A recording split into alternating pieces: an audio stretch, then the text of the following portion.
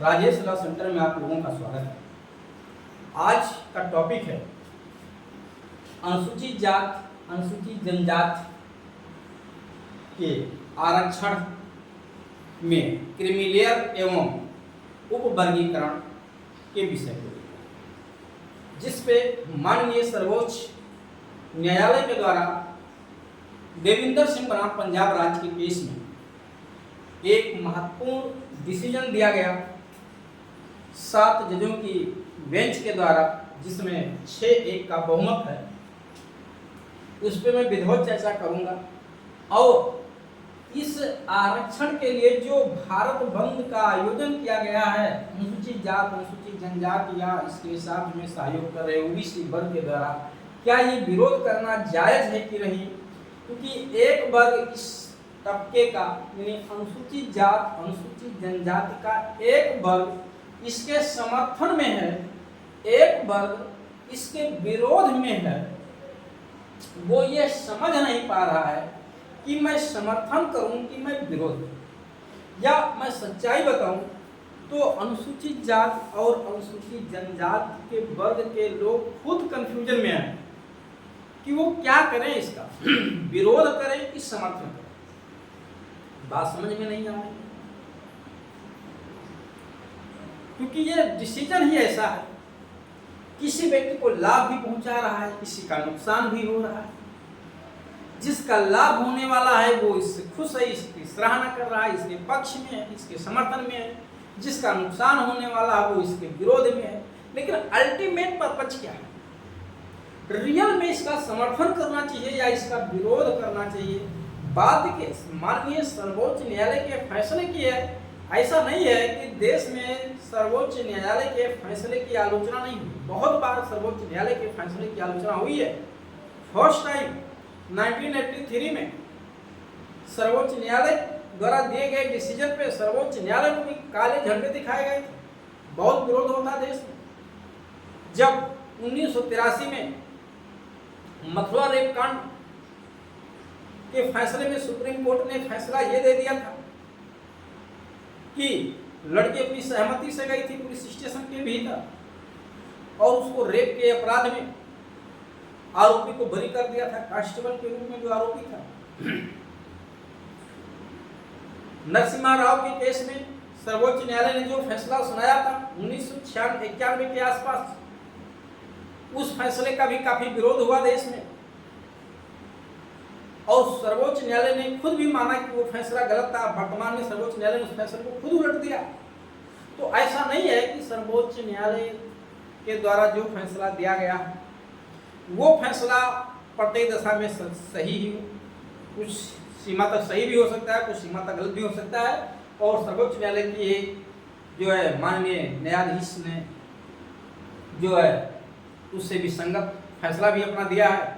यद्यपि बेंच में बैठे हुए जजों को अपना विसम्मत निर्णय देने का भी अधिकार है, भारतीय संविधान का अनुच्छेद 145 इस बात की इजाजत देता है। आइए हम इसके दोनों पहलुओं पर चर्चा करेंगे।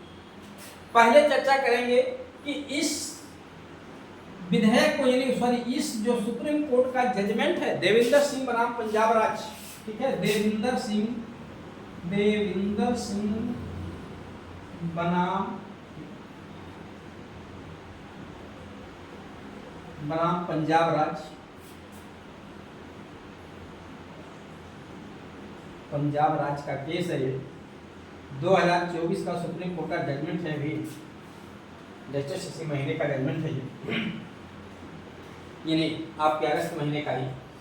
इस केस में सुप्रीम कोर्ट की तरफ से 2 डिसीजन आए हैं।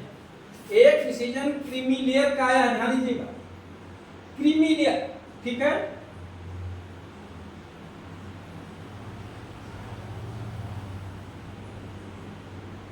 क्रीमी लेयर का मतलब होता है उन्नत वर्ग। इसको हिंदी में क्या कहते हैं? उन्नत वर्ग, यानी जो वर्ग उन्नति के मार्ग। और एक डिसीजन है उपवर्गीकरण।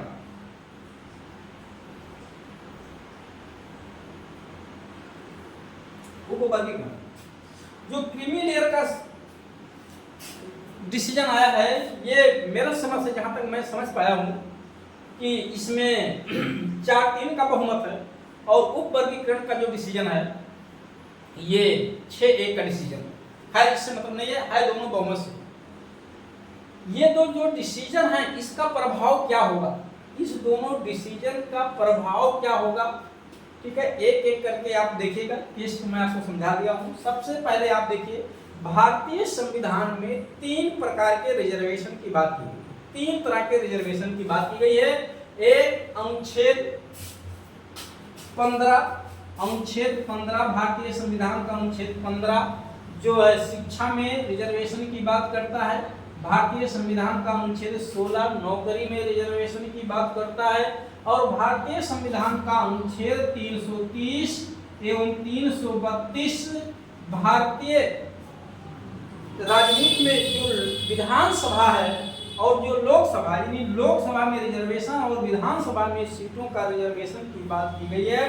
साथ ही साथ आप स्थानीय निकाय के चुनाव में भी देखेंगे, जो नगर पालिका और ग्राम सभा का यानी ग्राम पंचायत का चुनाव होता है, वहां भी रिजर्वेशन की बात की गई है, ठीक है। धारा 11 का में पढ़ेंगे, 9 का पढ़ेंगे, धारा 12 पढ़ेंगे, तो वहां पे यानी 11 का में आपको नगर पालिका में रिजर्वेशन मिलेगा और 9 का और धारा 12 में जो है पंचायतों में रिजर्वेशन मिलेगा अध्यक्ष और सदस्य के पदों पे।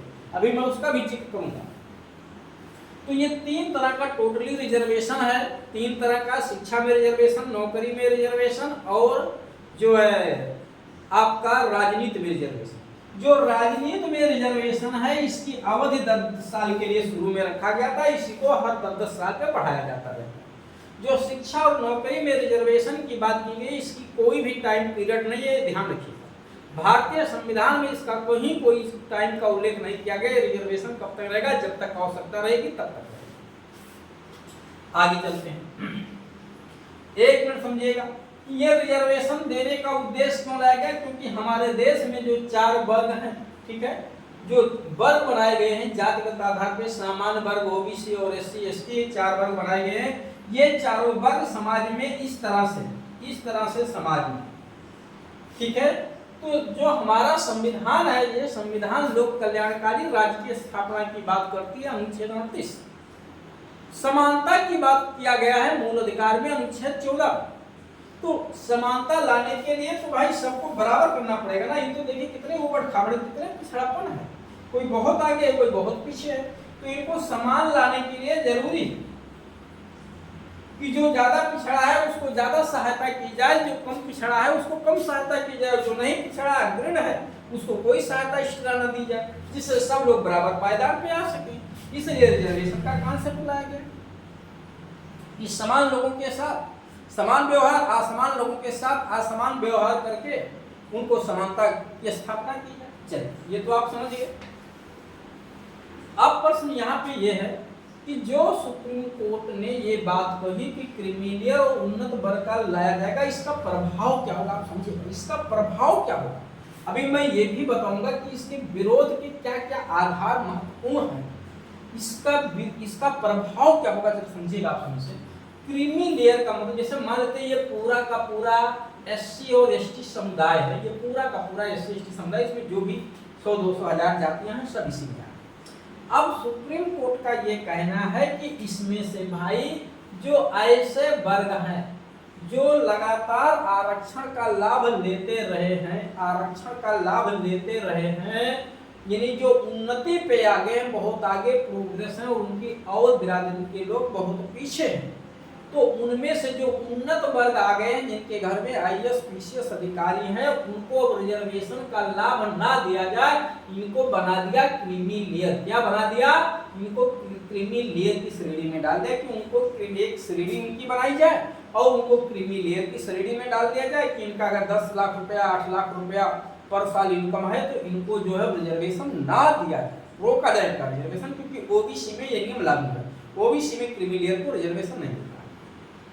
ठीक। और दूसरा जो बच गए, देखिए अब कुछ जातियां बच गई, जो बच गई अब उन्हीं को रिजर्वेशन मिलेगा। भाई जितना भी रिजर्वेशन है 15% ओबीसी का है और 7% एसटी का रिजर्वेशन, यानी 15-7 22% रिजर्वेशन है।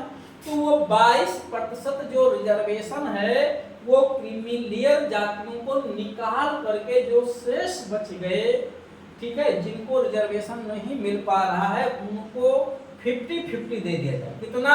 उपवर्गीकरण करके 50-50 दे दिया जाए। जैसे 100 सीट है, मान लेते हैं, मैं यहाँ दिखा रहा हूँ आपको समझिएगा कि 100 सीट है। कितनी सीटें हैं? 100 सीटें हैं, टोटल 100 सीट हैं। तो 100 सीट वैकेंसी आई, मान लो किसी फील्ड में, किसी क्षेत्र में 100 सीट वैकेंसी निकाली गई है। तो इस 100 सीट में अगर ओबीसी और SC ST की रिजर्वेशन कितनी? 22 सीटें, क्योंकि 22% टोटल है, दोनों में 15 7 22, SC का 15 और ST का 7%, 22% रिजर्वेशन।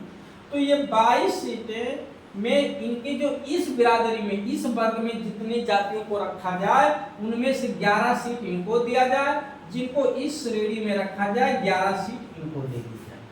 यानी मान लेते हैं कि इस बिरादरी में टोटल 50 जात के लोग आते हैं, तो उस 50 जात के लोगों के लिए रिजर्व सीटें केवल 11 होंगी, और जो उस 50 से भिन्न अन्य 50 जातियां मान लेते हैं इसमें रखी गई, उनको 11 सीट उनके लिए रिजर्व होंगी।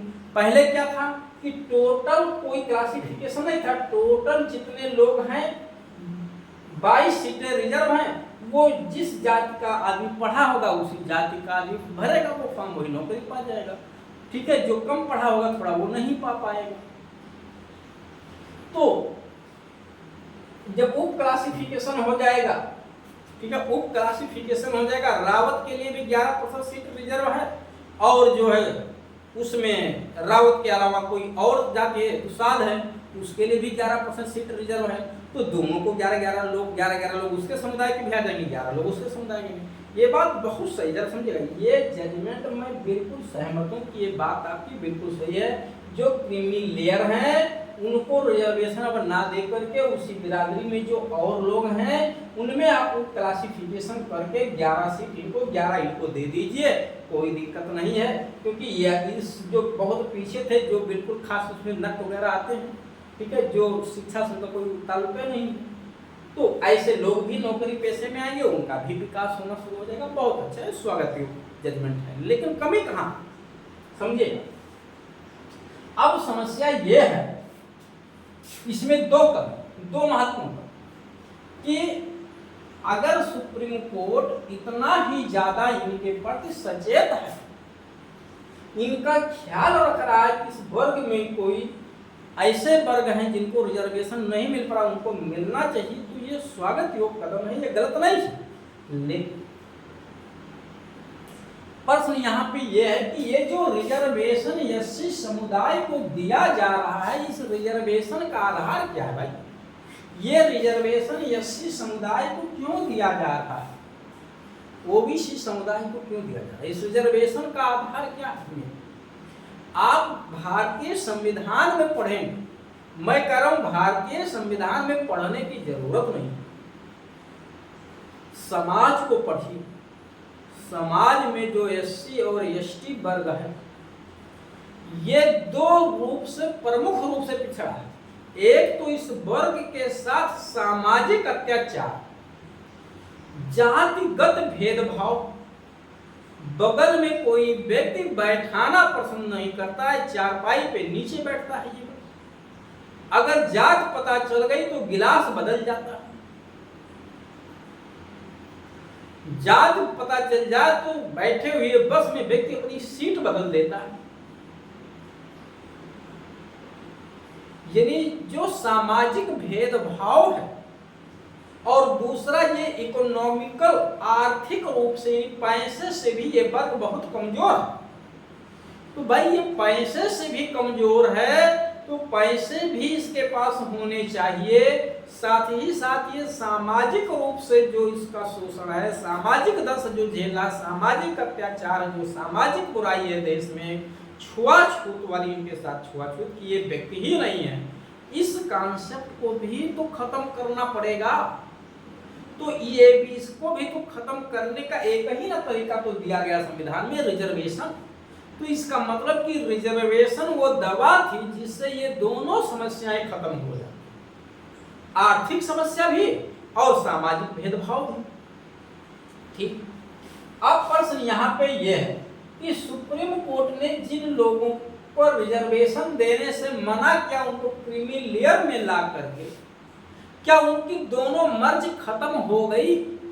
जो दो उनको बीमारी थी, एक सामाजिक छुआछूत की बीमारी और एक आर्थिक बीमारी, क्या दोनों बीमारी खत्म हो गई? अगर दोनों बीमारी उनकी खत्म हो गई है तो आप रिजर्वेशन में क्रीमीलेयर, एससी एसटी में भी क्रीमीलेयर ला करके उनको हटा दो, उनको रिजर्वेशन ना, मुझे कोई आपत्ति नहीं। तो जब मैंने देखा तो मुझे जहां तक लगा, मैंने देखा है अपनी आंखों से, अपनी कानों से सुना है समाचार पत्रों के माध्यम से कि राष्ट्रपति महोदय जो देश का सर्वोच्च पद है, कार्यपालिका के प्रमुख हैं, देश की कार्यपालिका की शक्ति राष्ट्रपति में निहित है, आर्टिकल 53 का, उस शक्ति का प्रयोग वो स्वयं या अपने अधीनस्थ नियुक्त अधिकारियों के माध्यम से करें। देश के सर्वोच्च पद पर आसीन है, भारत के प्रथम नागरिक, संवैधानिक पद है।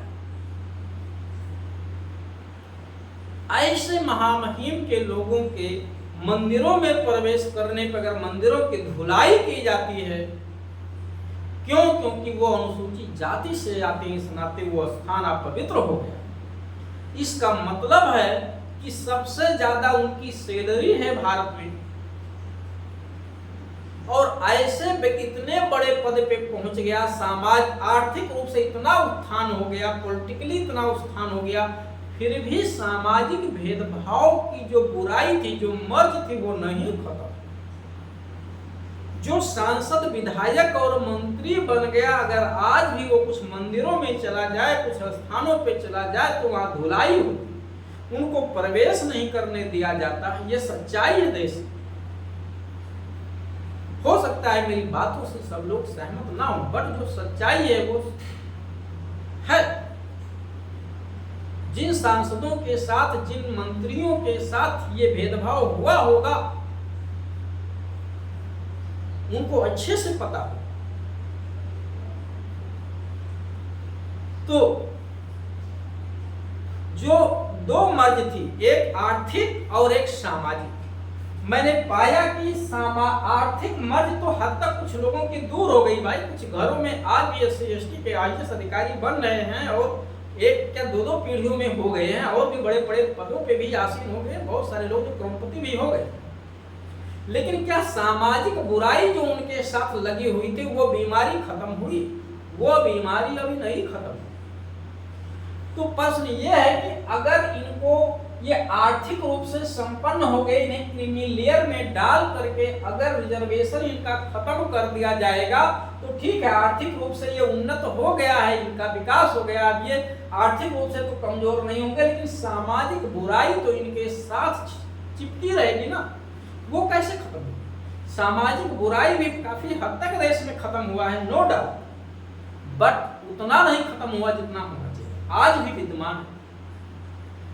तो सामाजिक बुराई अभी नहीं खत्म हुई, बड़े ये आर्थिक रूप से संपन्न हो गए, तो होगा क्या कि अगर कल ये भी और इस कैटेगरी के लोग भी आर्थिक रूप से संपन्न हो जाएंगे तो सामाजिक बुराई तो इनकी भी नहीं जाएगी, और इनको भी रिजर्वेशन की श्रेणी से सर्वोच्च न्यायालय किसी जजमेंट में कह सकता है भाई कि अब आर्थिक रूप से ये भी संपन्न हो गया था, इनका रिजर्वेशन बंद कर देना चाहिए। बात तो बिल्कुल सही है। लेकिन क्या जो दो बीमारियां थी, एक तो चर्चा नहीं किया सर्वोच्च न्यायालय ने, तो सर्वोच्च न्यायालय ने अपने फैसले में इस बात का कहीं भी जिक्र नहीं किया कि जो सामाजिक भेदभाव था वो भी खत्म हो गया है। यानी जो दो मर्ज के कारण रिजर्वेशन मिल रहा था, एक सामाजिक भेदभाव को दूर करने के लिए, दूसरा जो है आर्थिक भेदभाव को, दोनों खत्म हो गया। सुप्रीम कोर्ट ने अपने फैसले में ये बात नहीं कही, और जो माननीय विद्वान अधिवक्ता महोदय अपना तर्क पेश कर रहे थे, उन लोगों ने भी ये बात नहीं उठाई। केवल एक ही बात पे चर्चा हुई, वो चर्चा कि आर्थिक रूप से संपन्न हो गए, सामाजिक रूप से भी संपन्न हो गए या नहीं, इस पे चर्चा क्यों नहीं हुई? इस पे भी तो चर्चा होनी चाहिए थी। मुझे लगता है कि आर्थिक रूप से गरीबी में जी लेना ज्यादा उचित है, लेकिन सामाजिक रूप से बुराई का पात्र ना बनना पड़े, क्योंकि वो दर्द झेल पाना आसान काम नहीं। भूखे सो जाएंगे वो तो बर्दाश्त, लेकिन ये जो सुनना पड़ेगा कि आप नीच हो, आप व्यक्त नहीं हो, ये तो बर्दाश्त नहीं हो पाएगा भाई, ये तो घुट घुट के मरना हो जाएगा। तो मेरे समझ से सामाजिक बुराई आज भी खत्म नहीं हुई है। अतः ये क्लासिफिकेशन क्रीमी लेयर की श्रेणी से नहीं, क्रीमी लेयर का कांसेप्ट लागू करना मेरे समझ से औचित्यहीन। ठीक, दूसरी बात कि ये जो क्लासिफिकेशन किया जा रहा है इस वर्ग की ज्यादा दिक्कत है। ठीक है, अगर रियल में समानता का ही नियम लागू करना है कि सबको समान, सबके साथ समानता हो, तो सर्वोच्च न्यायालय को इस बात पे भी चर्चा करनी चाहिए कि भाई इनकी जितनी देश में आबादी है उसी आबादी में इनके लिए सीट क्यों नहीं रिजर्व हो रही, इनको उतनी सीट क्यों नहीं मिल पा रही। ये तो सर्वोच्च न्यायालय को सरकार से पूछना चाहिए कि इनका जिस अनुपात में देश में जनसंख्या उस अनुपात में इनको रिजर्वेशन क्यों नहीं मिल पा रहा, नौकरी और शिक्षा, क्या ये देना संभव नहीं है सरकार के पास? ये सरकार क्यों नहीं रिजर्वेशन जनसंख्या के अनुपात में रिजर्वेशन दे रही है? क्या बाधा इसमें आ रही, वो बाधा पे भी चर्चा करूंगा, और क्या ये देना संभव है कि नहीं है इस पे भी चर्चा करेंगे। सबसे पहले आप देखेंगे जो स्थानीय निकाय के चुनाव है, 4 रिजर्वेशन 3 तरह के हैं, शिक्षा में रिजर्वेशन, नौकरी में रिजर्वेशन, शिक्षा में रिजर्वेशन भारतीय संविधान का अनुच्छेद 15, नौकरी में रिजर्वेशन अनुच्छेद 16, और राजनीति में रिजर्वेशन 330, 332 संसद में, और लोकसभा राज्य विधानसभाओं में 332। साथ ही साथ स्थानीय निकाय के चुनाव में भी रिजर्वेशन है। नगर पालिका में जो रिजर्वेशन मिलेगा आपको, नगर पालिका में जो रिजर्वेशन मिलेगा वो आपको अनुच्छेद 11 का में मिलेगा। 11 का में रिजर्वेशन अध्यक्ष के पदों का 11(4) से रिजर्वेशन है, और 1 से लेकर 3 तक, ठीक है, 4 तक ये जो है सदस्यों का रिजर्वेशन है। उसी तरह से नगर पालिका में 12 का में है, और 9 का 12 में और 9 का में रिजर्वेशन है, मतलब नगर पालिका वो सॉरी ग्राम पंचायतों में भी रिजर्वेशन है। यहाँ पे तो जनसंख्या के अनुपात में रिजर्वेशन दिया गया है, लिखा गया है कि अनुसूचित जात अनुसूचित जनजाति का जनसंख्या में जितना इनकी जनसंख्या का अनुपात होगा उतनी सीटें इनके लिए रिजर्व होंगी। तो अगर स्थानीय निकाय के चुनाव में SC/ST के लिए रिजर्वेशन उनकी जनसंख्या के अनुपात में देना पॉसिबल है और दिया भी गया है, विशेष पार्लियामेंट ने दिया है, तो फिर विधानसभा और लोकसभा के चुनाव में तथा नौकरी और शिक्षा में ये रिजर्वेशन क्यों नहीं दिया जाना संभव है? अब तो ये वर्ग यानी ओबीसी का भी लिखा हुआ है कि उनकी जनसंख्या में रिजर्वेशन मिलेगा, बट उन पर रोक लगा दिया गया कि जनसंख्या का अनुपात इनका कुछ भी होगा 27% से ज्यादा रिजर्वेशन नहीं मिलेगा। ठीक, वो एक प्रतिबंध है। अब प्रश्न यहाँ पे ये है कि अगर जनसंख्या के अनुपात में रिजर्वेशन दे दिया जाए तो क्या दिक्कत होगी, इस पे कौन आपत्ति कर रहा है और क्या तर्क दे रहा है, उस पर चर्चा करेंगे कि आपत्ति कौन कर रहा है, उस पर तर्क क्या दिया जाए। आइए, जनसंख्या के अनुपात में रिजर्वेशन दिए जाने पे आपत्ति कौन करता है और किस तर्क से। अभी एक क्वेश्चन का आंसर बचा हुआ है कि इस सुप्रीम कोर्ट के जजमेंट को ओवररूल कराने के लिए पार्लियामेंट को क्या करना होगा, अभी उसका भी उत्तर। ठीक है, पहले जनसंख्या के अनुपात में आ जाते हैं, देख लेते हैं। आप देखेंगे जैसे 100 सीट किसी फील्ड में आई तो 27% सीट ओबीसी का रिजर्व है, 15% सीट जो है SC के लिए रिजर्वेशन है, 7% सीट जो है ST के लिए रिजर्व है, और 10% सीट EWS के लिए रिजर्व है। EWS ये हो गया ST, ये हो गया SC, ये हो गया OBC। ठीक, अब इतनी सीटें यानी 100 सीट में इतनी सीटें रिजर्व, ठीक है, जो महिलाओं का है अलग से वो 33%। तो 27 कितनी सीटें हो गई, 10 7 17 5 22 और 27 जो है 22 और 27 आपका 49 और 10 59। ठीक है, क्योंकि 22 भी तो 22 10 32 हो गया और 59% सीटें रिजर्व होंगी, बची कितनी 40 सीटें रिजर्व होंगी। अब मान ये चल रहा है कि ये देखिए ये जो 40 सीट बच जा रही है, देखिए ईडब्ल्यूएस का मतलब सामान्य वर्ग के बच्चे हैं जो आर्थिक रूप से कमजोर हैं, उनको रिजर्वेशन 10% सीट दी जाए, 100 में 10। एसटी के लिए 7, एससी के लिए 15 सीट, ओबीसी के लिए 27% रिजर्वेशन, 27.5। ठीक है। अब इसमें जो रिजर्वेशन 59 सीटें दी गई, इसमें 40 बच गई, 61 सीटें लगभग बच गई। ठीक है। अब ओबीसी कितना बच्चा बन गया, नौकरी पा गया 27 लोग, एससी के 15 लोग, एसटी के 17, ईडब्ल्यूएस के 10 लोग। 40 सीट जो बच गई, इस 40 सीट में कौन आता है? इस 40 सीट में आप देखेंगे एसटी का तो एको बच्चा नहीं आता है, एससी का 1 और 2 बच्चा आ सकता है, ओबीसी का 5-6 लोग आ जाते हैं। कितने? 5-6 लोग आ जाते हैं। कुल मिला के हम मान लें कि एससी और ओबीसी मिला के इसमें 10 लोग आ जाते हैं। कितने आ जाते हैं? 10। बाकी जो 30 सीट बच गया, इस 30 सीट किसके पास जाती है? ये 30 सीट सामान्य वर्ग के बच्चों के पास। तो ईडब्ल्यू सामान्य वर्ग के बच्चों को ईडब्ल्यूएस का भी नाम आपने दिया, जो आर्थिक रूप से कमजोर है, 10% सीट उनको इधर दे दिया। बाकी जो अनरिजर्व सीटें हुई 30 सीटें ये भी उनके पास चली गई। टोटल सीटें चली गई 10 और 30, 40 सीटें सामान्य वर्ग के बच्चों के पास चली। कितनी सीटें? 40% सीटें चली गई। और ओबीसी के पास लगभग 30% और एससी के पास लगभग 16-17% हिस्से में आया, एसटी के पास 7% हिस्से में आया। अभी जनसंख्या की मांग कर रहे हैं सब कि हमें जनसंख्या के अनुपात में हमारा रिजर्वेशन दे दिया है। तो ओबीसी की जनसंख्या लगभग पूरे देश में 50% से कम नहीं है। ध्यान दीजिए, 50% से कम नहीं। अगर 50% ओबीसी है तो उसके लिए कितनी सीट रिजर्व हो जाएगी? 100 में 50 सीट रिजर्व हो जाएगी। एससी का भी जनसंख्या के अनुपात में लगभग 23-24 या 25% से कम नहीं है देश। ठीक है, मान लेते हैं कि हम ये 20% हैं। कितने? 20 है। एसटी कितना है? 10% से कम एसटी भी नहीं है। 15% मान लीजिए आप, या 8 ही मान लो, फिर वो 10-12% मान लो कि 12% एसटी थी। तो कितनी सीटें हो गई? 50, 20, 70, 10, 80, 2, 82, बची कितनी? 18 सीटें बची। इस 18 में 10% आपने ईडब्ल्यूएस को दे दिया। कितनी सीटें बच गई? बच गई 8 सीटें बच गई।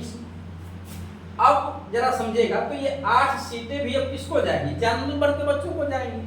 तो 18 सीटें ईडब्ल्यूएस को चलेगी। सामान्य वर्ग की जो आबादी है पूरे देश में, ये 20% से ज्यादा नहीं होगा, कम ही होगा, ज्यादा नहीं होगा। ध्यान दीजिए, ये 15 से लेके 17-18% के आसपास होगा। ये बात ठीक है कि मैंने कोई आकलन नहीं किया ऐसे, बट जो भी एक अभी तक के न्यूज़पेपरों, समाचार पत्रों, पुस्तकों या और बहुत सारी संस्थाओं की रिपोर्टों के आधार पर कुछ भी पता चला है, उससे यही है कि लगभग मैक्सिमम 20% की जनसंख्या में हिस्सेदारी है। और ओबीसी की लगभग 50 है, एससी लगभग 15 से 20% के आसपास, एसटी लगभग 12% के आसपास। ठीक है, ये थोड़ा बहुत आंकड़े कम ज़्यादा हो सकते हैं, बस एक जनरल आपको समझाने के लिए बता रहा हूं। अब इसमें क्या होगा? जनसंख्या के अनुपात में फिर इनको रिजर्वेशन देखिए कितना मिल गया? 50% मिल गया, एससी को 20 मिल गया, एसटी को 12 मिल गया, जो 7 मिलता था। ईडब्ल्यूएस का जो 30 सीटें यहाँ अलग से मिली थी, ये 10-40 सीटें मिली थी, उसमें से 18 सीट मिली। कितना मिला? 18 सीट मिला। तो इस पे आपत्ति कौन कर रहा है? यानी जनसंख्या का आधार पे, जनसंख्या के आधार पे रिजर्वेशन लागू करने पे आपत्ति सामान्य वर्ग के बच्चे कर रहे हैं। ठीक है, क्यों? क्योंकि हिस्सा उनका कम हो जाएगा। क्यों कम हो जाएगा? क्योंकि उनकी हिस्सेदारी भी आबादी में कम है, इसलिए उनका हिस्सा कम होगा। जिसकी ज्यादा आबादी हो उसको ज्यादा मिलेगा। तो भाई जिसकी आबादी ज्यादा है उसको ज्यादा तो हिस्सा मिलना चाहिए।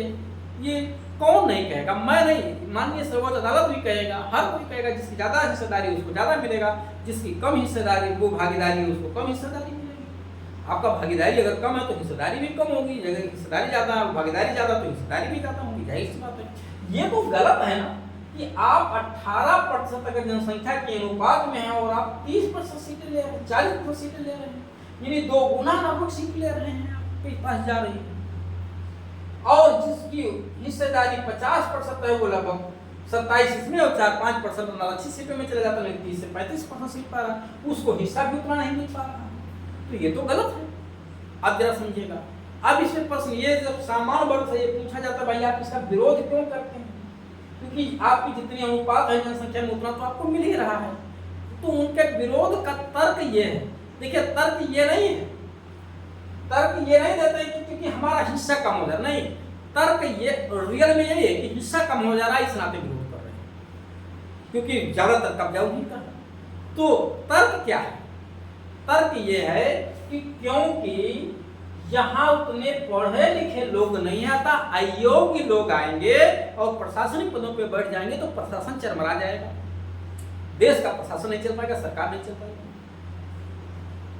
तो अब मैं जब इसमें चर्चा किया, इस पहलू को मैंने देखा कि क्या ये सच्चाई है, तो ये बात तो ठीक है कि सामान्य वर्ग के बच्चों की तुलना में तुलनात्मक रूप से उतना टैलेंट SC ST और OBC में नहीं, ये तो मैं मानता हूँ, इक्का दुक्का की बात है। लेकिन प्रश्न ये है कि क्या इतने भी अयोग्य हैं कि ये लोग फॉर्म भरने के काबिल नहीं, ये लोग प्रशासनिक पद को नहीं चला सकते? देश का प्रधानमंत्री OBC, देश का राष्ट्रपति OBC SC, तो राष्ट्रपति प्रधानमंत्री OBC SC, तो 10 साल से देश सरकार चला रहे हैं, आप जरा समझिए। बट ये तर्क उस समय ठीक था जब OBC SC ST में इतने लोग पढ़े नहीं थे कि अगर सीट 50 आ जाए OBC के लिए तो बच्चे 50 ना मिल पाए, तब तो ये ठीक था कि जो कुछ भी नहीं आ रहा वो भी अगर सरकारी पद पे बैठ जाएगा और जहाँ काम करना है वहाँ कुछ कर ही नहीं पाएगा, उसको कुछ आ ही नहीं रहा तो क्या फैसला करेगा, तब तो ठीक था। लेकिन आज अगर OBC में 50 सीट रिजर्व होती है तो फॉर्म भरने वालों की संख्या कम से कम 5000 हो। SC और ST में भी यही है कि अगर 20 सीट SC में रिजर्व है तो फॉर्म भरने वालों की संख्या 200 हो, तो 200 में क्या 20 लोग भी योग्य नहीं? इतने तो योग्य है ना, ठीक 19-20 का तो अंतर चल ही जाएगा। दूसरा, कल्याणकारी राज्य है ना, अगर इनको रिजर्व कर करके इन्हें आगे लाएंगे तो 1-2 पीढ़ियां तो इनकी कम उतनी अच्छी आएंगी, लेकिन धीरे धीरे जागरूकता फैलेगी तो इसमें भी अच्छे लोग कंपटीशन फैल जाएगा। और अगर इनको रिजर्वेशन नहीं देंगे, इनको नौकरी में नहीं लाएंगे तो ये पढ़ेंगे ही नहीं, तो ये और पीछे चले जाएंगे। तो अगर इस वर्ग को रिजर्वेशन देना ही है, इनके लिए भला करना, तो इनकी जनसंख्या जितनी अनुपात है उतना रिजर्वेशन दो ना, और फिर बना दो कैटेगरी, जितनी भी कैटेगरी बनाना तो क्या करो, लेकिन जितना जनसंख्या का अनुपात है उस अनुपात में रिजर्वेशन मिलना चाहिए। तो जो मैंने एक एक करके स्टेप बाय स्टेप बताया, ये भी आपको समझ में आएगा। अब प्रश्न ये है कि जो विरोध हो, जो मांग है, ठीक है, भारत बंद आंदोलन कर रहे हैं सब लोग, इनकी जो मांग है कि संविधान संशोधन विधेयक लाया जाए। अब मैं यहाँ पे एक केस का जिक्र करूंगा, आप लोगों के सामने एक केस का जिक्र करूंगा, जो सुभाष काशी महाजन का केस आया था 2018 में, SC ST एक्ट 1989 में, जिसमें सर्वोच्च न्यायालय ने आदेश दिया था। सुभाष चंद्र काशी महाजन का केस है 2018 का, महाराष्ट्र का है। इसमें सुप्रीम कोर्ट ने यह कह दिया था कि SC ST एक्ट के तहत FIR लॉन्च करने के लिए, SC ST एक्ट के तहत FIR लॉन्च करने के लिए जो है डिप्टी SP रैंक के पुलिस अधिकारी या उससे उच्चतर पंक्ति के पुलिस अधिकारी से जो है उस पे पहले जांच करना जरूरी है। जांच रिपोर्ट के पश्चात आरोप सही पाया जाता है तो FIR लॉन्च, ठीक है। क्यों? क्योंकि SC ST एक्ट के तहत फर्जी FIR है। प्रश्न यहाँ पे ये था कि क्या SC ST एक्ट के तहत फर्जी FIR हो रहे हैं कि और एक्टों के तहत हो रहे हैं? और एक्टों के तहत तो फर्जी FIR हो रहे हैं। तो अगर फर्जी FIR हो रहा तो कौन कर रहा है और कौन दर्ज कर रहा, उस पर भी तो कार्रवाई होनी चाहिए कि FIR दर्ज करने पर रोक लगा। उस केस के प्रभाव से इफेक्ट कहाँ पड़ा था? SC ST एक्ट पे प्रभाव पड़ा था, 1989 पे प्रभाव पड़ा था। अतः इस प्रभाव को दूर करने के लिए, काशी महाजन के केस के प्रभाव को दूर करने के लिए संविधान संशोधन विधेयक लाने की जरूरत नहीं थी। ध्यान दीजिए, संविधान संशोधन विधेयक लाने की जरूरत नहीं थी। क्यों? क्योंकि संविधान संशोधन विधेयक वहां लाया जाता है जहां संविधान के किसी प्रावधान को या तो खत्म करना है या कोई नया प्रावधान जोड़ना है, या सुप्रीम कोर्ट का कोई ऐसा फैसला है जो संविधान के किसी आर्टिकल पे कोई प्रभाव डाल रहा है, वहां संविधान संशोधन विधेयक लाया जाता है। अगर वो किसी विधि के प्रोविजन पे प्रभाव डाल रहा है, किसी सीआरपीसी एविडेंस या किसी स्पेशल लॉज पे, तो उसके लिए सामान्य विधेयक लाया जाता है। कौन सा विधेयक? सामान्य विधेयक लाया जाता है, क्योंकि उसका कोई नंबर नहीं होता है। जिस तरह से संविधान संशोधन विधेयक लाया जाता है तो उसका एक नंबर पड़ता है, 105वां संविधान संशोधन विधेयक, 166वां संविधान संशोधन विधेयक। तो क्योंकि सुप्रीम कोर्ट ने रिजर्वेशन पे अपना जजमेंट दिया है, अतः इससे सीधे अनुच्छेद 15 और 16 पे प्रभाव पड़ेगा। तो यहाँ पे इस प्रभाव को दूर करने के लिए पार्लियामेंट, क्योंकि मैंने सरकार के पास दो विकल्प है कि वो विशेष सत्र बुला करके, या जब वो अपना सामान्य सत्र शीतकालीन सत्र आएगा तो उस सत्र में जो अनुच्छेद 15 और 16 में लिख दें साफ साफ कि किसी भी तरह का कोई भी सब कैटेगरी करने की जरूरत नहीं है, ना ही कोई क्रीमी का कॉन्सेप्ट लाया जाएगा SC/ST। क्योंकि सुप्रीम कोर्ट ने भी खुद आज के कई जो 90 दशक पहले एक जजमेंट में कहा भी था कि SC/ST में कोई जो क्लासिफिकेशन करने की जरूरत नहीं है। खैर ठीक है, मैं उस जजमेंट से भी सहमत नहीं हूँ, क्योंकि समय की मांग के अनुसार करना जरूरी होता है, लेकिन जब समय की मांग होता तो 15-16 में ये बात लिख दें कि किसी तरह का कोई जो है क्रिमिलियर या वर्गीकरण का कॉन्सेप्ट यहाँ नहीं लाया जाएगा, या ऑर्डिनेंस जारी करके जो है राष्ट्रपति महोदय के माध्यम से तुरंत इसको लिखा जा सकता है। तो ऑर्डिनेंस जारी करके भी इस प्रभाव को दूर किया सकता है सुप्रीम कोर्ट के निर्णय को, या संविधान संशोधन विधेयक लाने के लिए विशेष सत्र बुला के भी किया जा सकता है,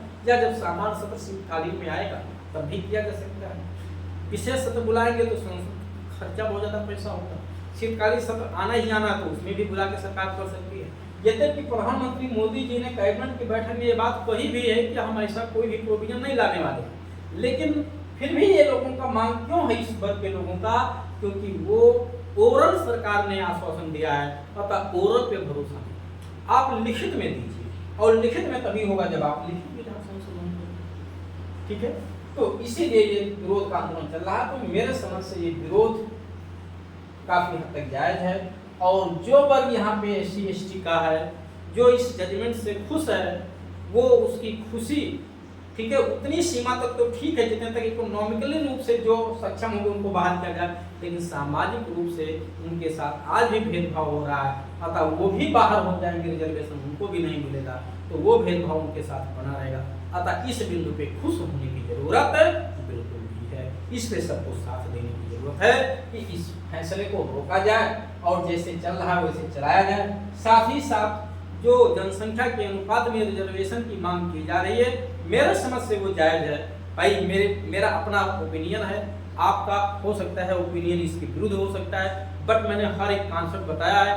अगर मेरे किसी भी कॉन्सेप्ट को अगर आपके पास काट है तो आप निश्चित तौर से कमेंट करिए कि सर आपने ये जो कॉन्सेप्ट बताया इसका ये काट है, अतः इसमें क्लासिफिकेशन होना चाहिए या ये रिजर्वेशन खत्म होना चाहिए। मनमाना कमेंट मत करिए, बस जो मन में आए ऐसे भक्तों जैसा कमेंट मत करिएगा। ठीक है, जो भी कमेंट करिएगा तार्किक करिएगा कि मुझे लगे कि उस पर मुझे कुछ उत्तर देना चाहिए, अन्यथा अगर मनमाना कमेंट कर देंगे अंधभक्तों की तरह तो मैं उस पर कोई कमेंट और कोई रिप्लाई